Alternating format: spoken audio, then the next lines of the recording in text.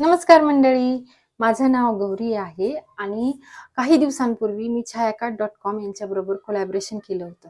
त्यांनी मला कुरडया, पापड, उपवासाची चकली असे काही पदार्थ पाठवले होते आणि ते अतिशय टेस्टी होते आणि एकदम प्रॉपर पॅकिंग वगैरे सगळं छान होतं.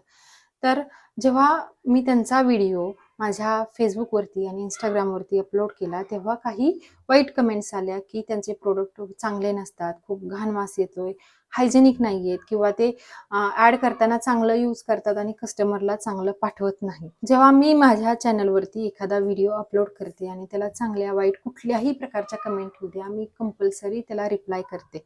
पण ह्या ज्या कमेंट आलेल्या आहेत त्यांना मी कसा रिप्लाय करणार?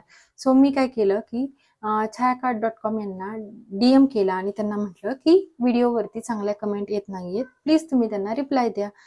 पण मलाच त्याचा काही रिप्लाय आला नाही. मला एका लेडीचा DM आला की तुझा व्हिडिओ बघून मी प्रोडक्ट्स ऑर्डर केले आणि ते खूपच घाण आलेले आहेत. सो मी एक आयडिया केली की माझ्या फ्रेंडला छायाकाट.com यांचा नंबर दिला आणि तिला म्हटलं की कुठेही माझं नाव मेन्शन न करता तू काहीतरी ऑर्डर कर. जेव्हा तिला ते पार्सल रिसीव्ह झालं, तेव्हा मी तिच्या घरी गेले आणि आम्ही दोघींनी मिळून ते पार्सल खोललं. तर तिने कुरडया आणि उपवासाचे पापड ऑर्डर केले होते आणि ऑनेस्टली व्यवस्थित पॅकिंग होतं. काही 2 निगेटिव्ह गोष्टी आहेत, त्या देखील मी अतिशय प्रामाणिकपणे तुम्हाला सांगणार आहे. पण पॉझिटिव्ह गोष्ट अशी होती, की अनहायजेनिक असं मला काहीही वाटलेलं नाही. अतिशय पांढऱ्या शुभ्र कुरडया होत्या आणि त्याला कुठल्याही प्रकारचा घाण वास येत नव्हता.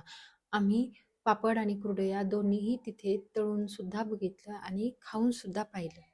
उपवासाचे पापड तर खूप टेस्टी होते. ते आम्हाला दोघींनाही आवडले आणि आमच्या मुलांना सुद्धा आवडले.